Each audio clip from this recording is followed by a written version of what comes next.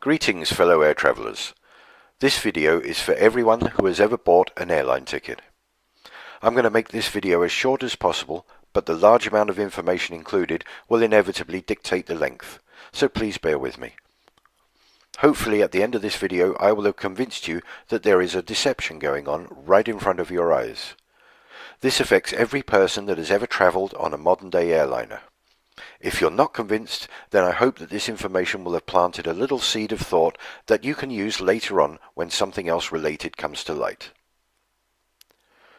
We have been told that the fuel for a flight consists of about 50% of the ticket price. We have accepted this information for many, many years. What if that information was wrong? What if the manufacturers knew this and chose to keep it quiet? We've all experienced walking up the airplane steps, stopping in the queue and looking around.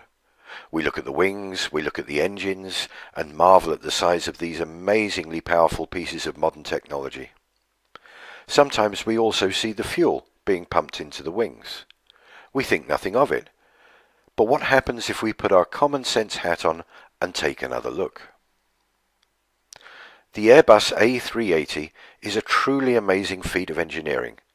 In a purely bums-on-seats configuration, this aircraft can take almost 900 passengers. A typical coach takes about 50 passengers, so the A380 can take approximately 18 coachloads of people. That's a lot of people. According to their own specifications, the A380 can take 323,525 litres of jet fuel in the wing tanks. That works out at roughly 260 metric tons, or 130 tons of fuel in each wing. I'll let that sink in for a minute because that is very, very heavy. That is the same as 16 red London double-decker buses on each wing. Or to put it another way, a herd of 22 fully grown elephants on each wing.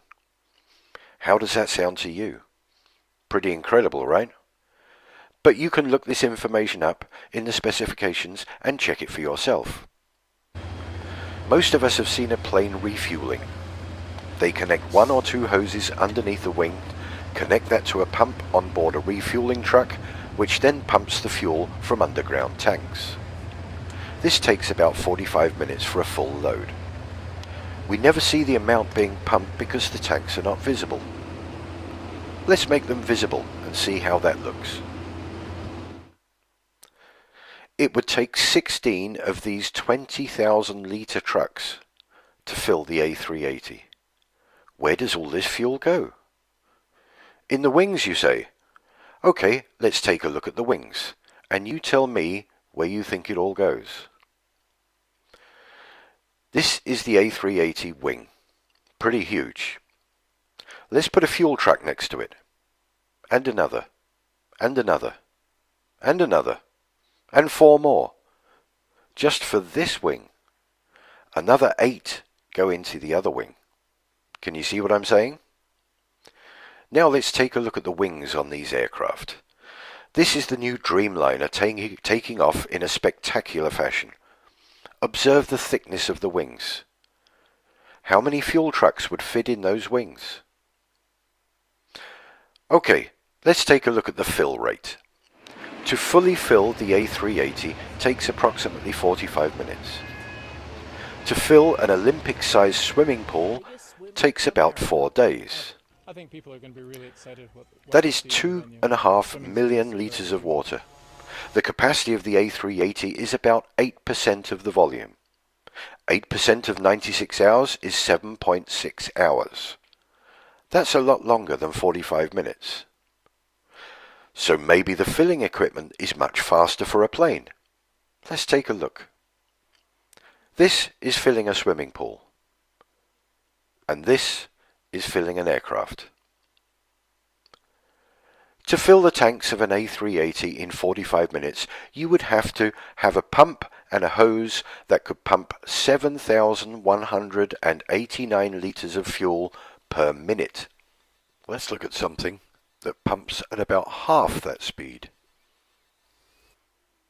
Now the plane, now the fire hose. Don't you think that filling that wing with that sort of pressure would just rip a hole right through the top? It's only made of aluminium. So far, we have no room for all of that fuel, an incredible weight of fuel, and a filling procedure that makes no sense whatsoever. Time to take a look at moving around with large bodies of liquid. The size of a large car's petrol tank is about 70 litres. Don't you sometimes wish that your petrol tank was bigger so you wouldn't have to fill up so often? There are reasons why this is so. Number one, the weight would drastically reduce the performance of the car. And number two, the amount of fuel sloshing about in the tank would seriously interfere with the road holding whilst going around corners. This doesn't seem to be the case with aircraft using vast quantities of fuel. Let's take a look at what large bodies of liquid does to road holding. Not a pretty sight. Now let's look at a couple of landings of aircraft and try to imagine hundreds of tons of fuel sloshing about in the wings. I think you might be getting the gist of what I'm trying to say. It is ridiculous to think that these aircraft take off, fly, bank, maneuver and land with large amounts of liquid moving in all directions. The next video clip is from the US Air Force, showing the filling and strapping down of the large bladder tanks used for in-flight refueling of their aircraft.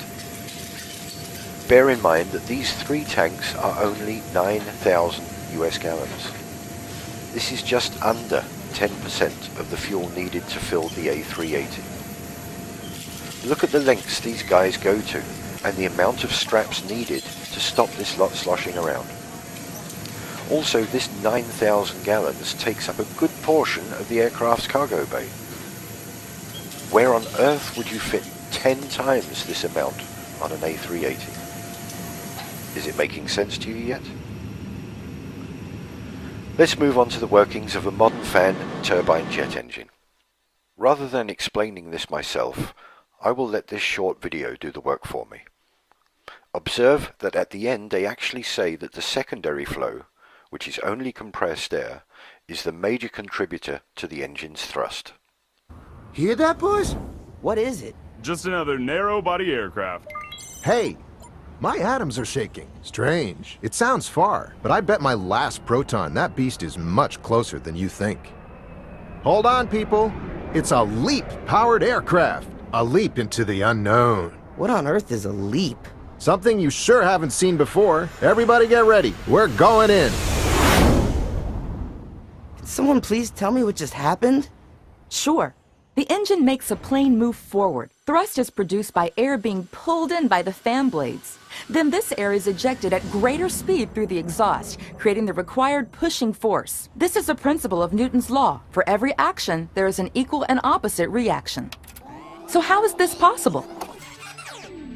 General Souls, come with me to the bypass. Extreme sport freaks, with me, we'll hit the compressors, combustor, and turbines. The LEAP is a high bypass ratio engine, which means that a large amount of air bypasses the core of the engine to be ejected directly into the exhaust stream. The fan acts like a propeller. Its curved rotating blades accelerate the airflow into the engine. Lighter composite materials provide better efficiency and resistance. Here come the compressors. Get ready. Things are gonna heat up. Feel that? It's the low-pressure compressor squeezing us. Now, the high-pressure compressors. You're gonna feel the difference. Ultra-efficient compressors deliver optimum air pressure and temperature conditions for combustion. It's rising up now. Let's get toasted! Gentlemen, meet your kerosene counterparts. These guys are gonna light up your day. Already? We usually mingle inside. Not anymore. I thought there'd be more of you. Normally, yes, but in this engine, fewer of us are needed. This little kerosene particle is right. The LEAP engine burns less fuel than former engines. In addition, the fuel nozzles mix fuel and air before they enter the combustor, creating a homogeneous mixture that minimizes the peak temperature during combustion.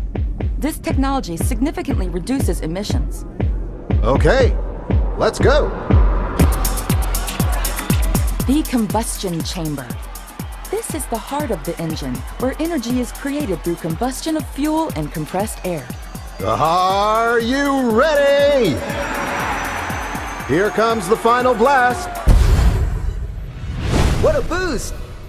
Where are we now? Turbines, let's transfer our energy to them. This is the last extreme stage before we join the soft team. Enjoy. Advanced material and aerodynamics make the turbines much more efficient and durable. The pressure and speed of the hot gases provide the force needed to turn the turbine's end its shaft, which in turn drives the compressor and fan. Come on, guys, don't hang around. We alone are responsible for 90% of the thrust from this baby. Here come those adrenaline junkies. So, how was it? Fast, hot, and fantastic. What a trip! Are you kidding me? It was us in the primary flow that did most of the job. Not exactly, kid. It's teamwork. We definitely need each other. We provided the energy to drive the engine, and they provided most of the thrust to make the aircraft move forward. Hey, boss. Sounds like we're in luck today. You said it. It's game on again, boys. Let's go.